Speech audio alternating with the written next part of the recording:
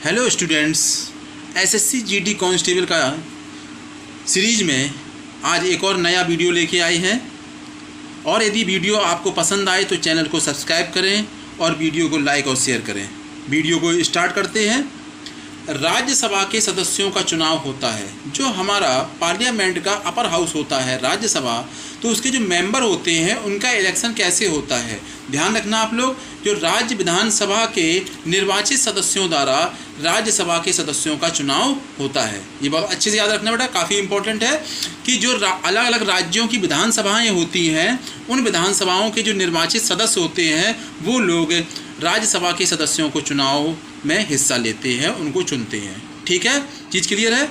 अगला देखें, किसी कानून को 9वीं अनुसूची में रखा जाए तो उसका परिणाम होता है।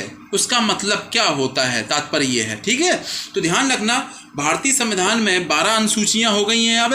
ठीक है, उसमें जो 9वीं अनुसूची है, यदि किसी सब्जेक्ट को, किसी कानून को 9वीं अनुसूची में रखा जाता है तो इसका मतलब क्या होता है कि वह न्यायालय में वाद योग्य नहीं रह सकता। तात्पर्य क्या है कि उस कानून को कोर्ट में अब चैलेंज नहीं किया जा सकता है। इसके लिए यदि सरकार किसी भी कानून को 9वीं अनुसूची में रख देती है तो उसके अगेंस्ट आम लोग कोर्ट में केस नहीं कर सकते हैं। ठीक है, इसीलिए ज़्यादातर 9वीं अनुसूची में क्या रखा गया है, भूमि संबंधी जो भी प्रावधान है, ठीक है, तो वो 9वीं अनुसूची में शामिल किया गया है, जिसमें आम लोग कोर्ट में जाकर उसको चैलेंज ना कर सकें।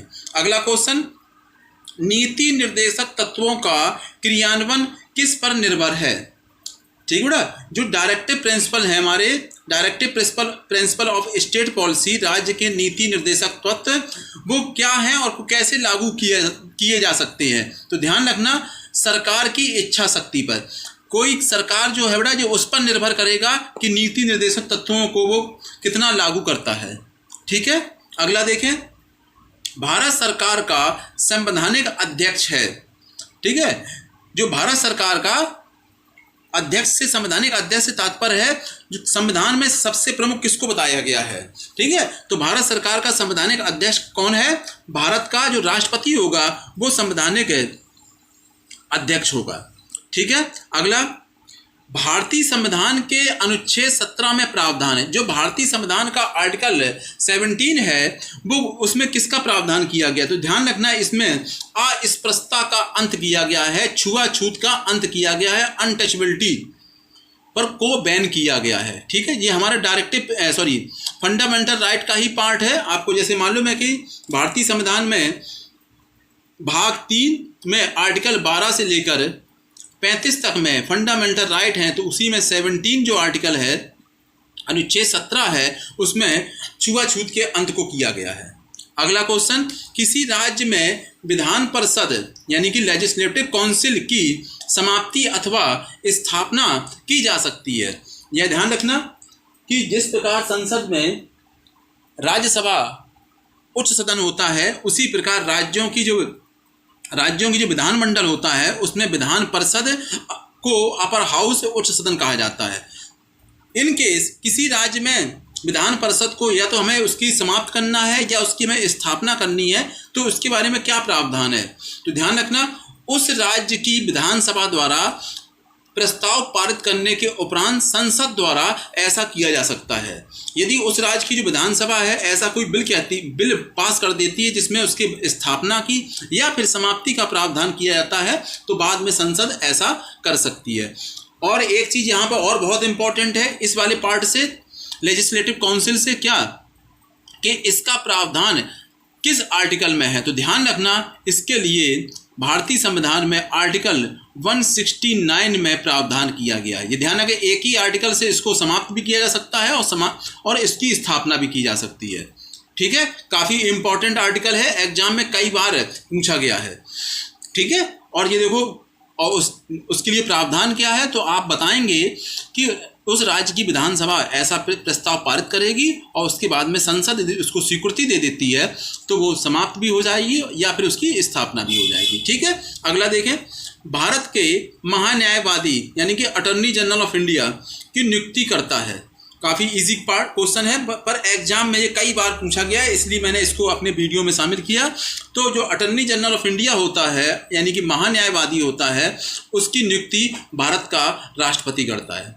ठीक है, ये कानूनी सलाह का या कानून का भारत का सबसे बड़ा पद होता है, जो भारत सरकार को कानून के क्षेत्र में एडवाइस देता है या भारत सरकार के केसों को हैंडल करता है, कोर्ट में उनके केस लड़ता है। ठीक है, अगला देखते हैं।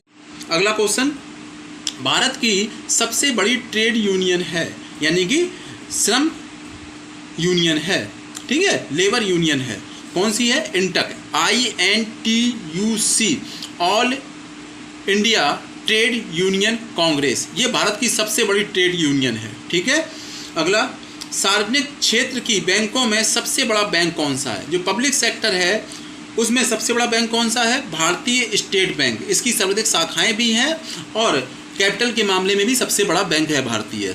ठीक है, अगला, भारतीय बैंकों की विदेशों में शाखाएं सर्वाधिक हैं, मतलब किस भारतीय बैंक की विदेशों में सबसे ज़्यादा शाखाएं हैं, किस देश में है? तो कहाँ पर है? UK में है, यूनाइटेड किंगडम में है।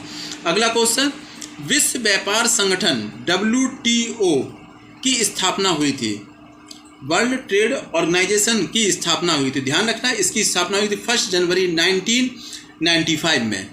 ठीक है, 1 जनवरी 1995 में विश्व व्यापार संगठन की स्थापना हुई। अगला क्वेश्चन, भारत में राष्ट्रीय आय सबसे पहली बार किसने बताई?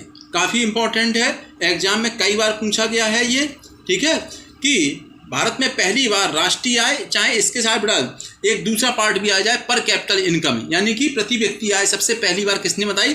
तो दादा भाई नौरोजी ने पहली बार नेशनल इनकम के बारे में बताया था। कब बताया था? 1867 में इन्होंने पहली बार राष्ट्रीय आय और प्रति व्यक्ति आय के बारे में बताया था।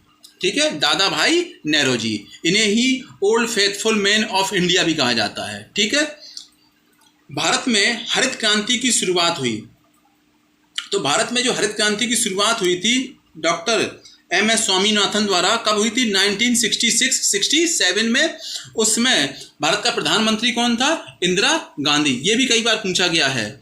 और कौन सी पंचवर्षीय योजना थी? ये भी कई बार पूछा गया है। ठीक है, अगला, नाबार्ड की स्थापना कब हुई? नाबार्ड आपको मालूम है, जो कृषि क्षेत्र में लोन प्रोवाइड करने वाली एक संस्था है, इसकी स्थापना 1982 में हुई थी। कब हुई इसकी स्थापना? 1982 में। और यहाँ पर जो हमारे GD के बच्चे हैं, SSC GD के बच्चे हैं, वो ध्यान दें कि जो इकोनॉमिक्स के जो छोटे पार्ट हैं, छोटे टॉपिक हैं, उनसे भी काफ़ी अच्छे क्वेश्चन आते हैं पॉलिटिकल के साथ ही साथ। ठीक है, इसलिए मैंने इस वीडियो में कुछ पॉलिटिकल के और कुछ इकोनॉमिक्स के जो इजी क्वेश्चन हैं उन्हीं को शामिल किया है, जो बार बार एग्जामों में रिपीट फॉर्म में पूछे जाते हैं आपसे। ठीक है, आगे, मुद्रास्फीति होने का कारण है।